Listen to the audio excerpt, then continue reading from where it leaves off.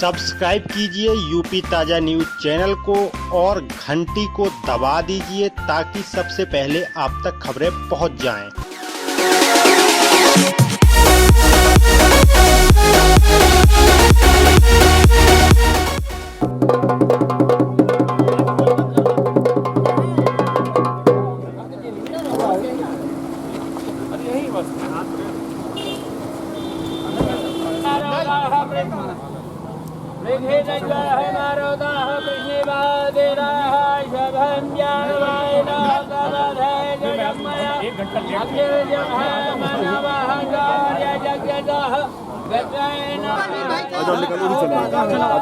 जा रहे हैं।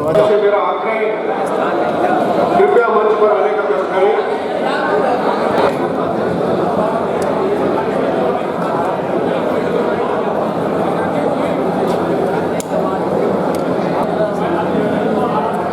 दिनेश शर्मा साहब को कि यहाँ पर आए और अपने उद्बोधन दें। आप सभी से निवेदन है, एक बार जोरदार तालियों के साथ अभिनंदन करें डॉक्टर दिनेश शर्मा जी का, माननीय उप मुख्यमंत्री उत्तर प्रदेश सरकार।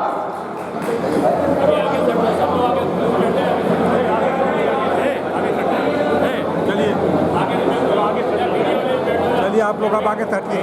देखिए आप लोग एक तरफ हो जाइए। आप व्यवस्था बिल्कुल मत करो, सब व्यवस्था अपने आप हो जाएगी, बिल्कुल शांत रहेंगे आप। मेरे साथ जोर से बोलिए। सबसे पहले जहां आप रहते हैं भाई मंच की बात करना, नीचे करिए, आप सब नीचे जाइए, आप नीचे छोटा व्यवस्था मत करिए, ठीक है ना? सब लोग नीचे।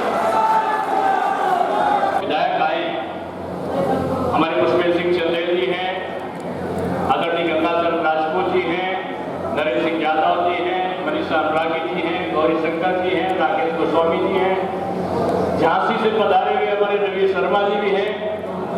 लेकिन मैं लक्ष्मी नारायण जी, बाबूराम जी, निशाद, सारे लोग हैं यहाँ पे। मैं नाम किसी का नहीं ले रहा क्योंकि किसी का नाम लूंगा किसी का रह जाएगा, इसलिए जिनका नाम लिया है वो महान लोग हैं और जिनका नहीं लिया है वो अति महान लोग हैं। तो हमारे अति महान हमारे भगवान परशुराम की जयंती पर पधारे सभी समाज के और खासतौर से ब्राह्मण समाज के, भाई बात नहीं करेंगे, व्यवस्था महोदय, दरोगा जी इधर देख रहे हो कि नहीं देख रहे हो? हटाइए इनको और आप लोग भी पीछे बैठिए, हटिए इधर, कोई पीछे देख ले ना। हमारे अगर आप शांत नहीं होगे तो बोल भाई व्यवस्था वाले कृपया करके जो व्यवस्था, ये कुर्ता वाले इधर इनको बोलिए आप बैठिए, जो व्यवस्था करते हो तो मैं मना कर रहा हूँ, व्यवस्था सारे लोगों की आप व्यवस्था कर लेंगे। फिर से बोलिए भारत माता की। हम सब लोग बड़े पावन पर्व पर यहाँ पर आए, पूर्व संध्या पर है, 28 तारीख को वैसे तो है, लेकिन हम लोग पहले ही, जन्मदिन तो ऐसा होता है कि कभी मना लो, प्रत्येक दिन कोई ना कोई अच्छा कार्य होता है तो सुन लो अगला जन्म होता है, और इनको कहे कि 30 वर्ष ही बना रहे। मैं पहले भी आया और पहले भी जिले के तमाम कार्यक्रमों में रहने को मुझे अवसर मिला है। आज मुझे एक पारिवारिक कार्यक्रम में किसी के जाना था, कुछ अधिकारियों से भी यहाँ पर दूसरे जिले में उनसे समीक्षा लेनी थी। कुछ जगहों पर मुझे वास्तविकता भी देखनी थी और इस कार्यक्रम में भी मुझे शामिल होना था। मैं जानता हूं कि आज भारतवर्ष में तेजी के साथ परिवर्तन हो रहे हैं और परिवर्तन की इस दिशा में भारत का भाग्य का उदय जिस प्रकार से तेजी के साथ में हो रहा है, लोग कहने लगे हैं कि कलयुग के बाद में सतयुग का प्रारंभ हो गया है। और सतयुग का प्रारंभ क्यों? मैं यहां के लोगों में आंखों में ललक देखी है, भारत के भविष्य बदलने की नौजवानों में उमंग देखी है। मैं बुंदेलखंड के लोगों के बारे में खासतौर से कहना चाह रहा हूं। भगवान परशुराम की जयंती है, उसके बारे में मैं आगे कहता हूं। लेकिन आज सूखा कहां पड़ता है? कहीं बुंदेलखंड में पड़ता है। बेरोजगारी कहां है? कहीं बुंदेलखंड में पड़ता है। अपराध कहां है? बुंदेलखंड में होता है। सब कुछ बुंदेलखंड में होता है। कौन सा बुंदेलखंड? जिसमें बोलते हैं हर गोलों के बुंदेलों के मुख हमने सुनी कहानी थी, खूब लड़ी मर्दानी, वो तो झांसी वाली रानी थी। जहां पर आल्हा उगल रहे हो, जहां पर झांसी की रानी की तलवारों की झंकार गूंजती हो, वहां के तालाब पानी से विहीन हो, वहां की सड़कें गड्ढे में, सड़क है कि सड़क में गड्ढा है। जिलाधिकारी जी मेरे साथ में आए, मैंने कहा ये गड्ढे को देखो, ये गड्ढा है कि सड़क है, और उसका प्रस्ताव बनाकर आप प्रस्तुत करेंगे। अब परिवर्तन चला है, हमारे विधायकों ने भी, हमारे सांसद जी ने भी, हमारे जनप्रतिनिधियों ने भी इस चीज को कहा, लेकिन हर काम तुरंत हो जाएगा संभव नहीं है। तेजी के साथ में ये परिवर्तन की दिशा चलेगी। मैंने बुंदेलखंड में एक चीज देखी, मैं परिवर्तन यात्रा के दौरान आया था, और उस समय लोग बोलते थे कि मोदी जी ने नोट बदली कर दी है, लोग गुस्सा होंगे। तो हमने एक हंसी में बोला था कि लोग क्यों गुस्सा होंगे? जो हजार हजार नोटों और 500 नोटों की गड्डियां बोरों के अंदर भरे हैं वो गुस्सा होंगे। हमारे तो गरीब नौजवान किसान और बुंदेलखंडी को तो एक वक्त की रोटी के भी कई लाले पड़ जाते हैं, वो बेचारा 500 और 1000 के लिए कहाँ वो चिंतित होगा। और वही चीज मैंने देखी थी, बुंदेलखंडी नौजवानों ने नोट बदली में नहीं, सरकार बदली में विश्वास दिया, और वो परिवर्तन हुआ। हम सब जानते हैं कि जब अनाचार आता है, परशुराम जी ने हाथ में फरसा क्यों उठाया था? लोग उसको जातीय समुदाय से जोड़ते जो गलत है। उन्होंने जो भी अनाचारी थे, कोई भी जाति के थे, कोई भी धर्म के थे, तो धर्म एक ही था। इस धरती पर अनाचार न रहे, अत्याचार और भ्रष्टाचार न रहे, समय समय पर महापुरुषों ने इसका विनाश किया है। कभी श्री कृष्ण ने सुदर्शन चक्र उठाया है, तो कभी राम जी ने अपना तीर और धनुष उठाया है, कभी परशुराम जी ने अपना फरसा उठाया है। इसका सीधा से मतलब है कि एक समय के अंतराल में कोई ना कोई महापुरुष हुआ है, और उस महापुरुष ने उस समाज को बदलने का काम किया है। अभी मैं आ रहा था तो हमको एक ने एक पुस्तक भेंट की, और उसने कहा साथ पुस्तक को पढ़ना जरूर। मैंने कहा क्या है? उसने कहा कि समाज को बदलने वाले नेता की जीवनी है। तो मैंने जब जीवनी उठाई, उसमें लिखा था नरेंद्र मोदी का जीवन चरित्र, और उसने प्रधानमंत्री नरेंद्र मोदी को विभिन्न स्वरूपों में दिखाकर कि किस प्रकार से जनता के उद्धारक के रूप में, जनता की दशा और दिशा के परिवर्तन के रूप में काम किया, उसको उल्लेख कर रहे थे। मेरा कहने का सीधा तात्पर्य है, जब जब धर्म को हानि होती है, जब जब समाज को हानि होती है, कोई ना कोई पुरुष ऐसा खड़ा होता है जो उसके दुखों को हरने के लिए तैयार होता है। हमसे लोग पूछ रहे थे साहब आप परशुराम जयंती में क्यों जा रहे हो? मैंने कहा भैया मैं ब्राह्मण हूं, और ब्राह्मण का मतलब ये नहीं है, ब्राह्मण की परिभाषा ये है कि जो समाज के लिए अपने को समर्पित करता है, जो दूसरों के हित में अपने हित का चिंतन ना करके दूसरों के हित में ही अपना हित मानता है। पूरा इतिहास देख लो, जब जब ब्राह्मण ने समाज का परिवर्तन चाहा तो दूसरे को सत्ता पर बैठाया, और ब्राह्मण कभी राजगुरु के रूप में, कभी किसी विशेष अवस्थित में, कभी अध्यापक के रूप में, कभी किसी और उद्धारक के रूप में उसने समाज की सेवा को करने का संकल्प किया। लोग हमसे पूछते हैं आप इनको ब्राह्मण को ब्राह्मण देवता क्यों बोलते हो? ब्राह्मण देवता इसलिए बोलते, सारी जाति धर्म में अच्छे लोग होते हैं, लेकिन पहले की व्यवस्था ऐसी थी, ब्राह्मण जाति नहीं है, ब्राह्मण संस्कार है। और संस्कार क्या होते थे?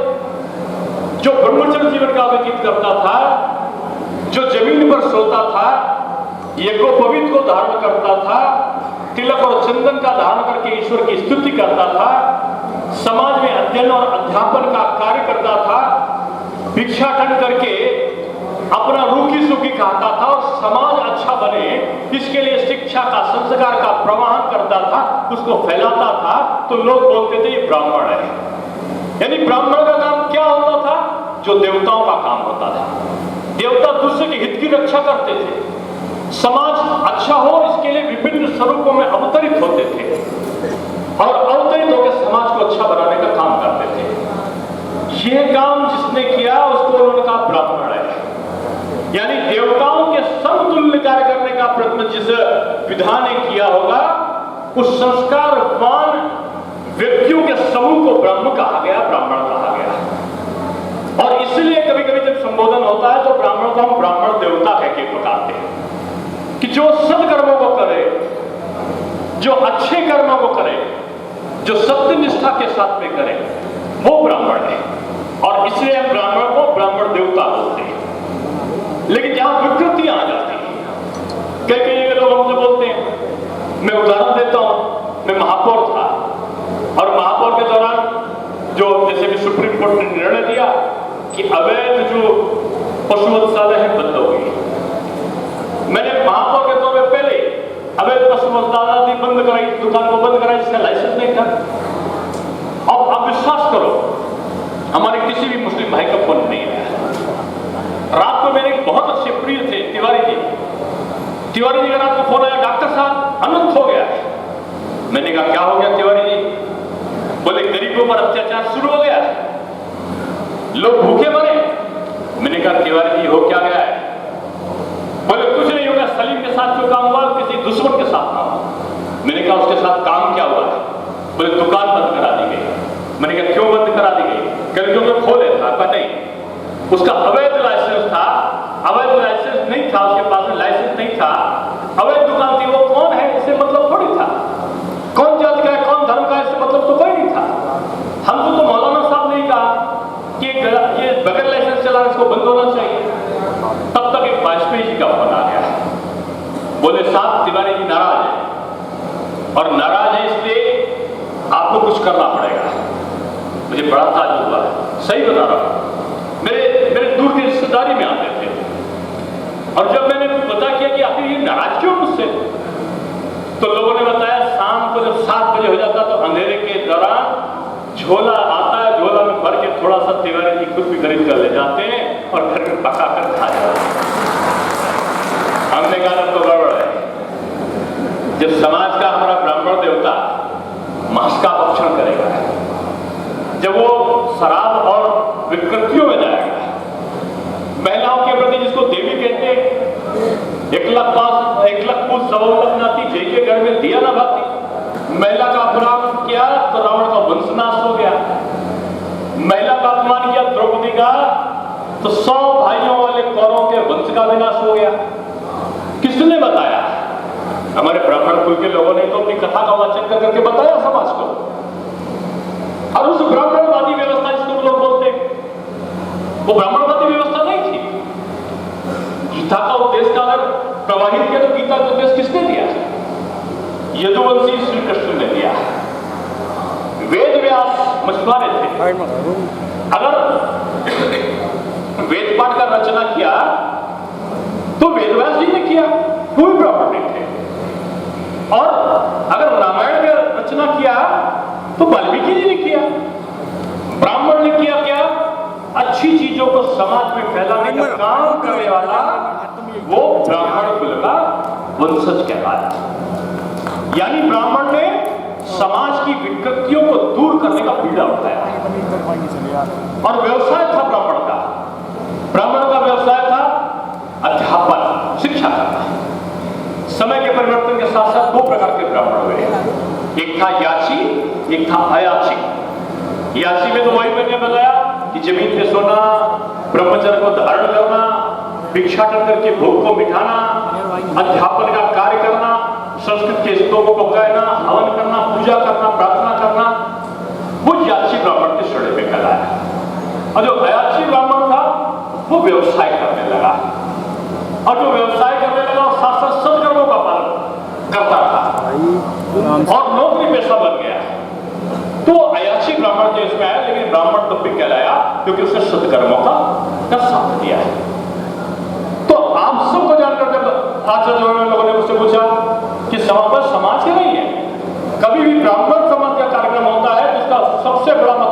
सारे समाजों का उद्धार हो, इसकी कल्पना करने के लिए ब्राह्मण देवता विराजमान होते हैं। और ब्राह्मण देवता बड़े दयालु होते हैं। 4 बातें कह लो और एक बार दौड़ के पैर की कर लो, सारे खून माफ। तो ऐसा स्वभाव किसी में होता है क्या? नहीं होता है। समाज परिवर्तन में सबसे आगे आता है। भारत की संस्कृति अनोखी है। हमारे वहां क्या है, लोग बोलते हैं, आप तो कहते हो कि भारतवर्ष जो है विश्वगुरु बन जाएगा। हमने कहा विश्वगुरु नहीं बनना। देखो, अरे जो अमेरिका हिंदुस्तान के प्रधानमंत्री मनमोहन सिंह जी जब गए थे तो ओबामा ने मिलने के लिए 3 दिन की लाइन लगवा दी। व्हाइट हाउस के बाहर के गेस्ट हाउस में प्रधानमंत्री हिंदुस्तान का जाकर बैठता था और अमेरिका का राष्ट्रपति टाइम के बाद भी नहीं मिलता था। हिंदुस्तान के प्रधानमंत्री नरेंद्र मोदी पहुंचे। जब पहुंचे तो 1,25,000 से ऊपर लोग उनको देखने के लिए व्हाइट हाउस के बाहर खड़े हो गए। तो अमेरिका का राष्ट्रपति ओबामा, उस समय ओबामा थे, वहां का राष्ट्रपति ओबामा अपने हाथ में फूल का गुलदस्ता लेकर खड़े हुए और 1 घंटा 17 मिनट तक उनको नरेंद्र मोदी की प्रतीक्षा करनी पड़ी कि वो आ जाए, उनको कैसे फूल का गुलदस्ता दे दें। ये समाज का परिवर्तन है। ये भारतवर्ष का, भारत मां की जय का बोलने का नतीजा है कि देश का प्रधानमंत्री न सोता है, वो तो थोड़े दिन समय के लिए सोता है, लेकिन जनता चैन की नींद सोए। इसके लिए बोलते हैं, ना खाएंगे ना खाने देंगे, न सोएंगे और न अधिकारियों को और मंत्रियों को सोने देंगे। अभी डॉक्टर साहब अम्बिका जी मुझसे कह रहे थे, मैं डॉक्टर हूं। मैंने कहा तो मैं जानता हूं, आप मेरे पड़ोसी हो। बोले आपका चेकअप करना पड़ेगा। मैंने कहा मेरा क्या चेकअप करोगे? तो बोले आप पहले जो थे, जितना आपका शरीर का मांस था उससे मुझको लग रहा है कि आप 2 महीने में 10 किलो कम हो गए। तो मैंने कहा इसके लिए मुझे चेकअप करने की जरूरत नहीं है। इसके लिए हमारे मुख्यमंत्री जी को पूछो कि वो खुद भी बेचारे 18 घंटे से 20 घंटे मेहनत कर रहे हैं और ये सारे मंत्री भी मेहनत कर रहे हैं। और मेहनत इसलिए कर रहे हैं कि उत्तर प्रदेश की जनता ने जो विश्वास इन पर व्यक्त किया है उस विश्वास को हम पूरा कर सके। रोज बैठते एक विभाग, मान लो पर्यटन विभाग है, क्या क्या तुमने किया, पीडब्ल्यूडी विभाग में कहां गड्ढा वाली सड़कें हैं, कैसे कैसे अभी तक क्या हुआ। पिछला पूछो तो लगता है कि पिछला सब भगवान के भरोसे था, क्या से क्या हो गया, अनाचार का रिकॉर्ड टूट गया। अब हम पिछला बखान करेंगे तो आगे करेंगे क्या? अब तो सत्ता में है ना, तो अब क्या हो रहा है ये बताओ। और 100 दिनों में भविष्य में क्या करने वाले हो ये बताओ। और 5-6 बजे से बैठकर रात को 1 बजे तक का एक एक चीज पर निर्णय होता है। और सरकार में हम लेके नारियों को सम्मान दे सके, एंटी रोमियो चलाया कि जो मनचले हैं वो उनको छेड़खानी न कर सके। ये नौजवान लड़के लड़कियों के लिए नहीं, वो भारतवर्ष में रहते उनको स्वतंत्रता है। फिर कोई हमारी बहन जा रही है, कोई हमारे पड़ोस की रहने वाली हमारी बहन जा रही है, मनचले और गुंडे सड़क पर खड़े होकर छेड़खानी करते हैं। बुंदेलखंड में तो आज भी लोग झांसी की रानी को याद करके यहाँ की महिलाओं को वीरांगना झांसी रानी का तमगा देते हैं। पश्चिमी समस्या है, पश्चिमी उत्तर प्रदेश में। लेकिन ये एंटी रोमियो पुलिस ने हमारे उन लोगों को पकड़ा जो इस प्रकार का अनाचार करते हैं, क्योंकि खिलाफ अभियान चला। अपराधियों से कहा गया कि अपराधी अब जो सड़क पे नहीं, उनका स्थान उत्तर प्रदेश में जेल है। अभी उन्होंने जिलाधिकारी जी को उनको बोला सड़क बने, गुणवत्ता को चेकिंग करो, जितने अधिकारी हैं सबको बोलो ये सपा की और बसपा की सरकार नहीं है जिसमें नेता कमीशन मांगने आएगा। कमीशन मांगने वाला बीजेपी का नेता हो नहीं सकता है। और भूल से कोई भूल से भी ऐसी बात करता है तो चाहे वो सपा का हो, चाहे बसपा का हो, चाहे माकपा का हो, बाकपा का हो, लूट का हो, बेच का हो, चाहे क्यों नहीं भाजपा का हो, कोई अगर कार्यकर्ता, हमारा कार्यकर्ता सोने का है, कभी खराब नहीं हो सकता। मैं डर की चोट पे कहता हूं। हमारा विधायक और सांसद में कभी खोट नहीं हो सकती, ये मैं विश्वास के साथ कहता हूं। लेकिन अगर कोई गुणवत्ता के साथ खिलवाड़ करने के लिए गुंडा वसूली का नाम देता हूं, खनन की ट्रकें निकलेंगी तो उससे ट्रकों का चंदा लेगा, नहीं चलेगा यहां पर। अगर नकली, आप एक नाम सुना ना, कालनेमी राक्षस। कालनेमी राक्षस क्या था? जब लक्ष्मण जी को शक्ति लगी और हनुमान जी को भेजा कि वो बटी को लेकर चले आए, संजीवनी बूटी को, तो हनुमान जी हवा के मार्ग से जा रहे। तो रावण के एक दूत जो थे कालनेमी राक्षस, रावण ने कहा कि ये जा ना पावे, तो उसने भेष बदल दिया और रामनामी दुपट्टा, जैसे आप लोग रामनामी दुपट्टा पहना ना, अब रामनामी दुपट्टा पहन के जाओगे, केसरिया पहन के जाओगे, लोग कहेंगे भाजपा वाला है। तो असली तो भाजपा वाला पहने नहीं पहनेगा, जो उसका व्यक्तित्व है। लेकिन आज तक कालनेमी वाले भी कुछ आ जाते हैं। अब कालनेमी ने क्या किया? वो नकली रामनामी दुपट्टा पहन लिया और भजन और कीर्तन करने लगा, जय राम सिया राम, जय जय राम, जय राम सिया राम, जय जय राम। तो ऐसे कुछ लोग कालनेमी की तरीके से भीड़ में घुस आते हैं, नकली भाजपा का कार्यकर्ता बनके, और दुपट्टा लगा के पहुंच जाएंगे थाने पर, पहुंच जाएंगे अधिकारियों के वहां पर, इरिगेशन पे, पीडब्ल्यूडी पर, और जय श्री राम जोर से बोलेंगे। जिंदगी भर राम का नाम नहीं लिया, सबकी नींद हराम करते रहे, और जय समाजवाद और जय तिलक तराजू और तलवार मारो जूतो इनके उच्चार करते रहे। उसके बाद इस प्रकार के लोग वही चंदा वसूली का काम अगर करने पहुंचते हैं, तो इस प्रकार के लोगों के लिए लंबा सा मोटा सा सोटा लेकर पुलिस खड़ी मिलेगी, नहीं चलेगा। क्योंकि हमको जनता की 19 सीटें दी हैं इस बुंदेलखंड ने, और 19 सीटों को जवाब देना है जनता को। हमको केंद्र में भी हम हैं, प्रदेश में भी हम हैं। बुंदेलखंड को विशेष पैकेज दे रहे हैं, यहां पर बोर्ड बना रहे हैं। बुंदेलखंड का जो बोर्ड बनेगा विकास का, एक नया मॉडल होगा। तुरंत सब चीजें नहीं हो सकती, फिर भी बिजली की मात्रा बढ़े, सड़कें ठीक हो, यहां के नौजवानों को यहीं पर रोजगार मिले, उद्योग कैसे आ सकते हैं, उसकी हम चिंता कर रहे हैं। समय हमको चाहिए, अभी 1 महीना हुआ है। लेकिन इतना याद रखना बुंदेलखंडी भाइयों बहनों, हमारी सरकार तुम्हारे विश्वास को, कभी तुम्हारी गर्दन को नीचे नहीं होने देगी। और इसका मतलब नहीं हम सब लोग, सरकार होती सबकी होती है, वो हिंदू की भी है, वो मुसलमान की भी है, सिख की भी है, ईसाई की भी है। जिसने वोट दिया है उसकी भी सरकार है, और जिसने नहीं दिया है उसके प्रति भी कोई गुरेज नहीं है। सड़क बनेगी, सबके काम आएगी, हमारे विकास के काम हमें, फैक्ट्री लगेगी, नौकरी मिलेगी, सबके काम आएंगे। हम चाहते कि भारत का नक्शा बदले, प्रधानमंत्री इसके लिए प्रयास कर रहे हैं, और उनके नक्शे के साथ साथ उत्तर प्रदेश का भी नक्शा बदले। ये उत्तर प्रदेश भगवान भोले बाबा का, काशी विश्वनाथ बाबा विराजित है बनारस में, मथुरा में कृष्ण भगवान की जन्मभूमि है, अयोध्या मर्यादा पुरुषोत्तम श्री राम की जयकारा से गूंजता है।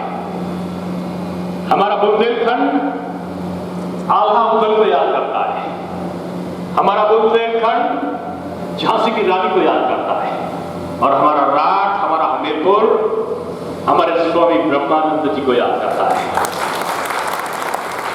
ये ब्रह्मानंद जी की धरती है, जिन्होंने अंग्रेजों से लोहा लिया था। जो पहले सांसद बने थे और सारे विधायक बने थे, और शायद आज वही दिन आया है। तो मैं आप सबकी तरफ से पूज्य ब्रह्मानंद जी को प्रणाम करता हूं कि पूज्य स्वामी जी, बुंदेलखंड के विकास की जो आपके मन और मस्तिष्क में जो चिंता थी, उसको दूर करने के लिए आपके शिष्य लोग अब आपके विधायक और सांसद के रूप में आए हैं।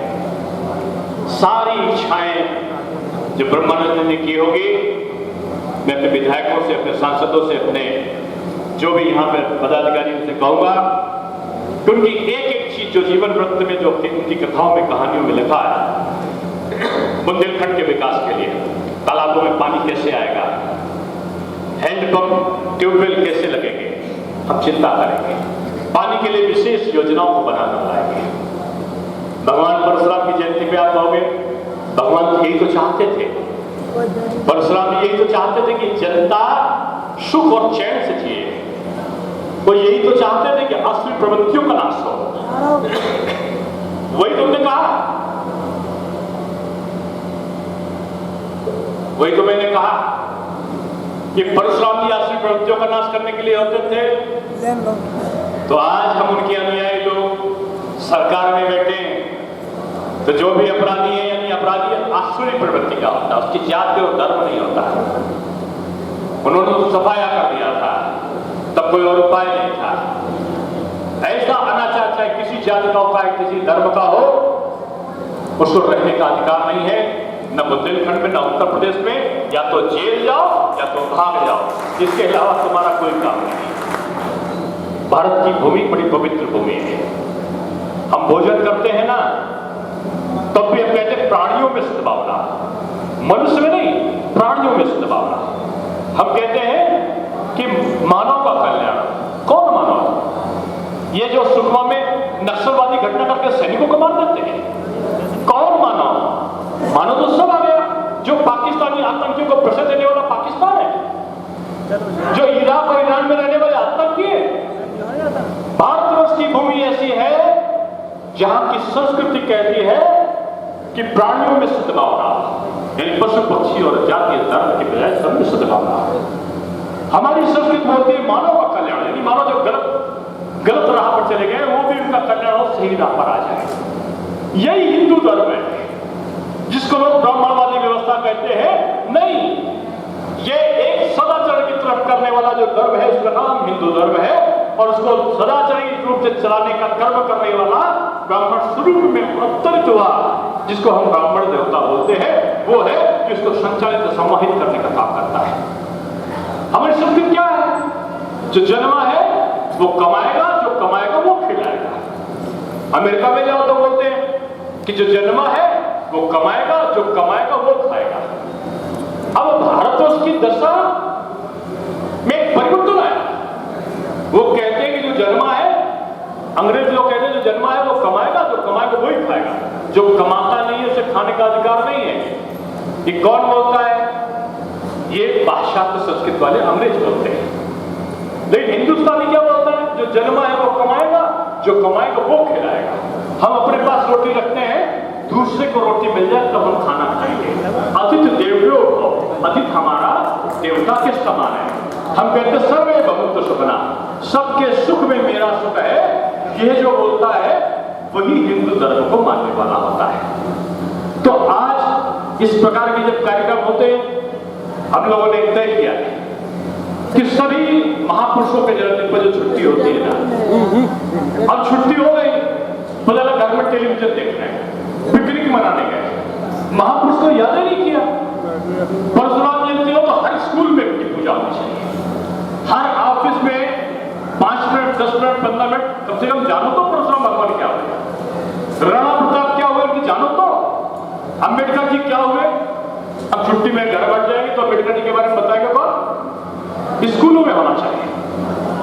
छुट्टी की जगह उनका स्मरण का काम हो, उनको याद करने का काम हो, सरकार ने यह तय किया। हम चाहते समाज बदले, अपने महापुरुषों से प्रेरणा ले, इसका चिंतन प्रारंभ हो। हमने जो किसान थे, उन किसानों में यहाँ के किसान बहुत सारे शामिल थे, और वो किसान कौन थे? सीमांत और लघु किसान, जिन्होंने बैंक से लोन लेकर आत्महत्या तक करते रहे। हमें गन्ना के किसान बकाये का न भुगतान मिलने पर आत्महत्या करते दिखे होंगे, या सूखा से पीड़ित बुंदेलखंड के किसान आत्महत्या करते दिखे होंगे, जिनको बैंक लोन के लिए जिनके वहां पुलिस भेजकर उनसे वसूली कराते थे। सरकार ने पहली बैठक में तय किया कि जो भी लघु और सीमांत किसान है, 1 लाख रुपए तक जिन्होंने 1 लाख रुपए तक का ऋण लिया था, पहली बैठक में उत्तर प्रदेश भाजपा सरकार ने लघु और सीमांत किसानों के सारे ऋण माफ कर दिए। हम चाहते किसानों की आमदनी बढ़े, उनको उर्वरक खाद मिले, नीम कोटेड यूरिया खाद के लिए उनको लाइन लगाकर लाठीचार्ज न खाना पड़े, उनके ट्यूबवेल में पानी हो, नहरों में पानी हो, समय से फसल का उचित मूल्य मिले। गेहूं का समर्थन मूल्य पूरे प्रदेश में जब हमने 1625 घोषित किया तो 1700 लेने में तैयार हो गए। जो वहां के आड़ती थे, जो मध्यस्थ थे, वो लेने को बाजार में तैयार हो गए। पहले जो 1500 में नहीं पूछते थे, सरकार के समर्थन मूल्य घोषित करते ही वो बाजार में खरीदने वाले खरीदार पहुंच गए। हमारे किसानों को लाभ हुआ कि नहीं? 5000 विक्रय केंद्र खोले गए और उनमें कहा गया कि अगर कोई किसान लेके बेचना चाहता है तो बेचने के लिए उसको तत्काल उसकी व्यवस्था हो खरीदारी की। आलू के मूल्यों को निर्धारित किया गया। पता चला बाहर जो उसको ब्लैक में करके रख के सस्ते मध्य में किसान का बेच रहे थे, आज के दाम सही उचित और दाम मिलने लगे।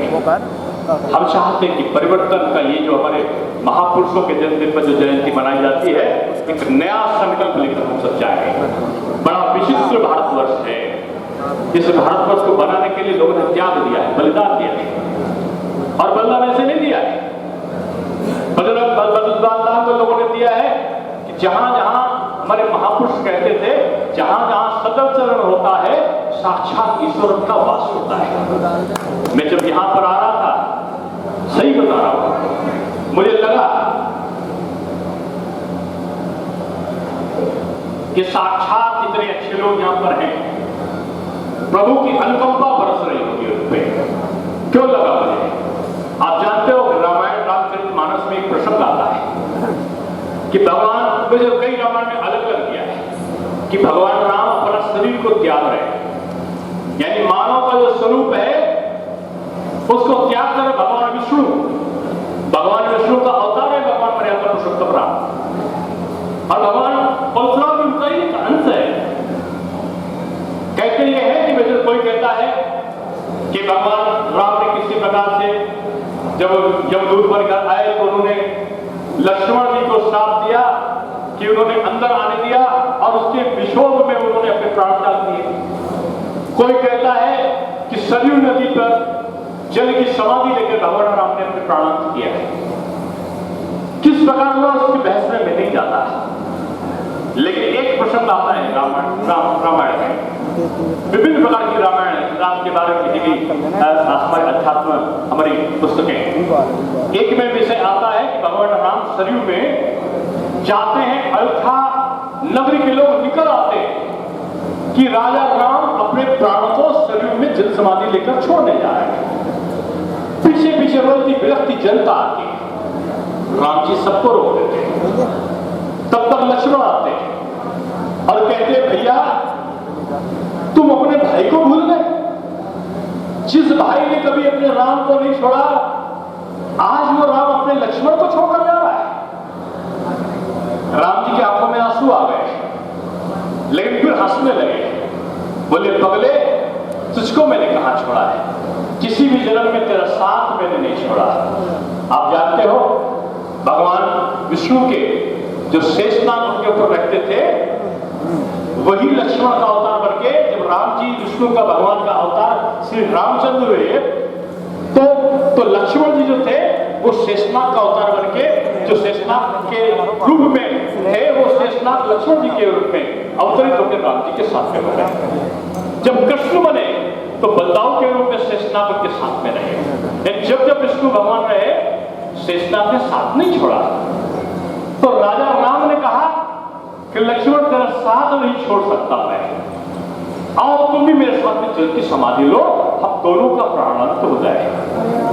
बजरंगबली श्री हनुमान को खबर पहुंची और बजरंगबली श्री हनुमान रोते बिलखते चिल्लाते उछलते कूदते चलते हुए आए और जोर से चिल्लाकर बोले, प्रभु राम आप राजा राम हो गए, आप वनवासी राम थे, तब तक तेरा श्री हनुमान तेरा प्रिय भक्त था, तेरे कलेजे का टुकड़ा था। अब जब तुम राम मर्यादा पुरुषोत्तम आप राम, जब आप राजा राम बन गए, सत्ताधारी राम बन गए, अयोध्या नरेश बन गए, तो अपने जिगर के टुकड़े को छोड़कर जा रहे हो। आप लक्ष्मण को ज्यादा चाहते हो और मुझे आप कम चाहते हो। प्रभु राम हंसे और हंसकर बोले, अरे पगले हनुमान, तू क्या कह रहा है? तो बोले, मैं ये कह रहा हूं कि आप जल समाधि लोगे तो लक्ष्मण और श्री राम के साथ में आपका हनुमान भी जल समाधि लेगा। राम ने कहा, ये तो नहीं हो सकता हनुमान। बोले, प्रभु क्यों नहीं हो सकता? बोले, पगले, तूने अपनी छाती को चीर कर दिखाया था। तेरे हृदय में मैं, सीता और लक्ष्मण तीनों तेरे हृदय में वास कर रहे थे, दिखाया था। तब हनुमान जी ने कहा, हाँ, हमने जब अहिरावण का वध करने जा रहे थे तो उन्होंने अपना छाती को चीरकर हनुमान ने दिखाया, क्योंकि छाती के अंदर यानी उनके हृदय के अंदर राम, सीता, लक्ष्मण तीनों वास करते हैं, ऐसा श्री हनुमान ने दिखाया है। तो राम जी ने कहा, अरे हनुमान, मैं तेरे हृदय में, सीता तेरे हृदय में, लक्ष्मण तेरे हृदय में, अगर ये राम, लक्ष्मण और सीता तेरे हनुमान के साथ में जल में समाधि ले लेंगे तो तेरे साथ साथ तेरा राम, तेरी सीता, तेरा लक्ष्मण भी चला जाएगा। इसलिए तुझे इस पृथ्वी पर जीते रहना पड़ेगा। जहां जहां सदाचरण होगा, जहां जहां राम की भक्ति होगी, जहां जहां सत्य का अनुगमन होगा, वहां वहां जैसे तूने मेरा संकट मोचक बन के यानी सीता का पता लगाने के लिए लंका में आग लगाकर चला आया, लक्ष्मण जी को जीवित जला दिया, जीवित करा दिया। जिस प्रकार से तूने मेरे संकट को हरा है, जहां जहां राम का नाम होगा, जहां जहां सत्य का नाम होगा, जहां जहां सत्य कर्म होंगे, वहां तू मेरा स्वरूप बन के अवतरित होगा और तू संकट मोचक बन के इस पृथ्वी पर चिरकाल तक, अनिश्चित का अनंत काल तक तू जीवित भाव में इस पृथ्वी पर राम भक्तों की रक्षा करने के लिए तू अवतरित होता रहेगा। ये प्रभु राम ने श्री हनुमान को यहाँ पर उन्होंने आशीर्वाद दिया। तो आज मैं कहता हूं वही आशीर्वाद, देखो शंखनाद हो गया, इसका मतलब प्रभु राम का संदेश बजरंगबली हनुमान तक पहुंच गया है।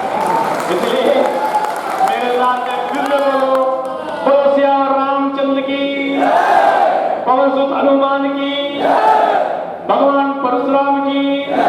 बीच में बुलवाया मैंने, क्योंकि हनुमान जी आ जाओ, राम जी की जय ना बोलो ना तो बजरंगबली नाराज हो जाते हैं। अयोध्या में जाओ और हनुमानगढ़ी का दर्शन करो पहले, और बाद में राम जी का दर्शन करने जाओ तो हनुमान जी आशीर्वाद नहीं देते हैं। अयोध्या में जब दर्शन के लिए जाते हो तो पहले राम जी के पैर छूने पड़ते हैं कनक भवन या राम जन्मभूमि मंदिर में, और उसके बाद बजरंगबली से हनुमान को हनुमानगढ़ी में प्रसाद चढ़ाते हैं। और जैसे इसलिए मैं बता रहा हूं कि शंकर भगवान ने केवल क्या हुआ, गणेश भगवान जो थे वो बालक के रूप में माता पार्वती ने उनको एक तिनके को फूंक दिया, वो अवतरित हो गए। शंकर भगवान जब लौट कर आए तो माता पार्वती ने बालक गणेश को कहा कि किसी को अंदर मत आने देना, मैं स्नान कर रही हूं। बालक गणेश अपने पिता को नहीं पहचानते थे, जितने लोग आए सबको रोक दिया, शंकर भगवान के गणों को युद्ध में परास्त कर दिया। तब भोले बाबा को गुस्सा आया कि अरे मेरी भी सेना को परास्त कर दिया छोटे से लड़के ने। उन्होंने उनका सर काट दिया, गणेश का सर कट गया। माता पार्वती रोती बिलखती आई और बोली, भोले बाबा तुमने क्या कर दिया, तुमने मेरे गणेश का वध कर दिया। तांडव करने लगे, पृथ्वी डोलने लगी, प्रकृति का विनाश होने लगा, पशु पक्षी मरने लगे, पूरा तांडव मच गया, पहाड़ हिलने लगे, वायु आ गई, समुद्र विलाप करने लगा और लगा कि सब कुछ सृष्टि समाप्त हो जाएगी। तब ब्रह्मा और विष्णु भगवान अवतरित हुए और अवतरित होकर महादेव की आराधना करने लगे। बोले, महादेव, देवी के क्रोध को शांत करना पड़ेगा, माता पार्वती के क्रोध को शांत करना पड़ेगा। तो शंकर भगवान बोले, मैं प्रकृति के विपरीत नहीं कर सकता और मैं इस बालक को पुनर्जीवित नहीं कर सकता। तो भगवान विष्णु ने कहा, कोई उपाय सोचो महादेव। तो महादेव ने कहा, जाओ पहले जिसका भी सर मिले लेकर चले आओ। अपने गणों से कहा, गण गए, एक हाथी का बच्चा मिला, उसी का सर काट कर लिया है और महादेव ने उस बालक गणेश में हाथी के बच्चे का सिर लगा दिया और प्राण फूंक दिए। माता पार्वती रो इस बालक गणेश को हाथी के सूंड वाले को कौन पसंद करेगा? इससे तो कोई देखना भी पसंद नहीं करेगा। तब भगवान भोले बाबा बोले कि मैं इसे आशीर्वाद देता हूं, जो पहले गणेश की देवताओं में पहले पूजा किसी की होगी तो गणेश की होगी, और जो पहले गणेश भगवान की पूजा करेगा उसके सारे दुखों का विनाश हो जाएगा। तब गणेश भगवान रोने लगे और गणेश भगवान ने कहा महादेव से, पिताजी आपने कैसा आशीर्वाद दे दिया? मैं तो अपनी मां की पूजा पहले करता हूं और आपने मेरी पूजा का आशीर्वाद दे दिया, ये अनर्थ हो जाएगा। तब गणेश भगवान ने कहा कि पहले जो मेरी मां की पूजा करेगा और बाद में मेरी पूजा करेगा उसको सारे फल प्राप्त होंगे। ये बहनें जानती हैं, ये सकट चौथ और करवा चौथ होता है ना, तो हम लोग जब पूजा करने जाते हैं तो गाय के गोबर से पहले गौरी माँ का बनाते हैं, पहले गौरी को सिंदूर लगाकर पूजा करते हैं, फिर गणेश की पूजन करते हैं। यानी पहले गौरी का पूजन फिर गणेश का पूजन। मैंने सारी कहानी क्यों बताई? हम लोग जय बोलते हैं, हम लोग अपने धर्मों पर भगवानों का जय बोलते हैं, लेकिन देखो इस कथा में क्या है, भगवान राम की कथा में क्या है, अपने पिता की आज्ञा का पालन करते हुए वनवास को चले गए। एक पिता ने कहा उसको मान लिया, और भगवान गणेश ने क्या किया? मां की आज्ञा में अपने पिता के समूह जितने जो गण थे उनका विनाश कर दिया। यानी माता और पिता ईश्वर से और भगवान से भी ऊपर होते हैं। इसलिए परशु जयंती, परशुराम जयंती के अवसर पर मैं आप सबसे कहता हूं कि हे परशुरामी ब्राह्मण भाइयों, समाज के विभिन्न धार्मिकों, भगवान की पूजा हम करेंगे, भगवान हमको फल देगा, लेकिन इस धरती पर जो साक्षात भगवान है, हमारी माँ, हमारे पिता, उनको हम एक वक्त की रोटी सम्मान के साथ खिला सके, यही सबसे बड़ी पूजा है। माँ पहले रोती थी, जब बचपन में बेटा रोटी नहीं खाता था। माँ आज भी रोटी है। सुप्रीम कोर्ट में एक माँ ने एक अर्जी दाखिल की कि मेरा बेटा रोटी नहीं देता। माँ रोती थी बचपन में जब बेटा रोटी नहीं खाता था, बुढ़ापे में माँ रोती है जब बेटा रोटी नहीं देता। ये समाज भारत का समाज नहीं हो सकता, ये समाज हिंदू का समाज नहीं हो सकता। इसलिए संतान का सुख पाना चाहते हो तो पहले अच्छी संतान बनकर अपने माता पिता की सेवा करो, तब इस समाज का कल्याण होगा। इसलिए मैं आप सबसे कहना चाहता हूं कि आज हमने जयंती मनाई है, भगवान परशुराम का आशीर्वाद हो। और जयंती का मतलब केवल यही नहीं होता कि केवल ब्राह्मणों का एका हो, ब्राह्मणों का उद्धार हो, नहीं, हम सबका द्रोणाचार्य ने पांडवों को सिखाया। कौन थे वो तो क्षत्रिय थे, उनको धनुर्विद्या द्रोणाचार्य ने सिखाया। जो चाणक्य थे खुद में ब्राह्मण थे, खुद सत्ता चाहते तो दूसरे को राजा बनाकर गद्दी पर नहीं बैठाते।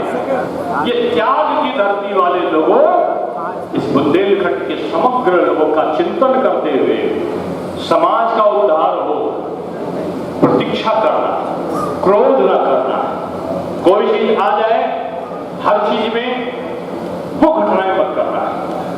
आपके साथ हम लोग हैं, हमारे कार्यकर्ता का कोई अपमान नहीं कर सकता।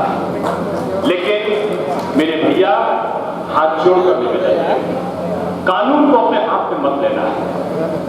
लोगों ने हमको वोट दिया है, काहे को दिया है? कि हम सपा और बसपा से अलग हैं। अगर थाने के अंदर जाकर हम भी तांडव मचाएंगे, हम भी जाकर पुलिस वाले की कॉलर पकड़कर वर्दी को फाड़ेंगे, और केवल इसलिए कि हमारा कोई स्वार्थ होगा तो लोग कहेंगे बीजेपी और सपा में अंतर नहीं है। हाँ, अगर कोई भी शासन प्रशासन का व्यक्ति हमारे किसी कार्यकर्ता का अपमान, निर्दोष व्यक्ति का अपमान करता है, तो आपके लिए हम लोग बैठे, एक पल आपका अपमान बर्दाश्त नहीं होगा। लेकिन हम दूसरों से अलग होकर दिखाएं। कानून का राज है, योगी जी का राज है, और यह दिखाने के लिए हमको सबको, प्रशासन को भी सहयोग करना है। अपराधी जेल में हो, सम्मानित लोगों का सम्मान हो, कार्यकर्ताओं के सही काम होने चाहिए और सब जनता का काम होना चाहिए। इसके लिए हम सब लोग प्रयासरत हैं और मैंने बार बार कहा कि आपका अपमान कभी नहीं होने देंगे, लेकिन भैया जोश में होश नहीं होना है और उस तरीके से उन लोगों को चिन्हित भी करना है। आपके लोग चेहरे में जितने लोग बैठ जाओ, कितना अच्छा लग रहा राम जी का नाम, चेहरा ही बता देता है कि राम नामी वाला कौन है। लेकिन कालनेमी वाला दिखाई पड़ता, उदम जोतता दिखाई पड़े, गाली गलौज करता दिखाई पड़े, ट्रकों से वसूली करता दिखाई पड़े, टेंडर के लिए वो खड़ा होकर अपना जबरन बंदूक के नोक पर टेंडर डालता हुआ दिखाई पड़े, थाने के अंदर घुस के गंदी गंदी गाली देते हुए इधर उधर अपने कार्यकर्ताओं के विरोध में ही खड़ा होकर दूसरी बातें करता दिखाई पड़े, तो कह देना बुंदेलखंड का जो बजरंगबली है ना, जैसे बजरंगबली ने जब कालनेमी को पहचान लिया तो फिर पटक पटक के उसको कहा आपको पटकना नहीं, आपको तो कोई चटक चटक कर सूचना दे दी लखनऊ में। चटक चटक के मतलब दौड़ दौड़ कर लिख के दो और चिट्ठी लिख कर देना, फिर वो चटक चटक यहाँ से मटक पटक कर भागेगा और उसकी चिंता मत करना है। लेकिन बहुत दिन के बाद 15 साल के 14 साल के वनवास के बाद आप आए हो, हम लोग व्यवस्था कर रहे हैं कि हमारे विधायक, हमारे जिला अध्यक्ष, हमारे सांसद, इन लोगों की एक कमेटी रहेगी, उसमें 1-2 वरिष्ठ पुराने कार्यकर्ता भी रहेंगे।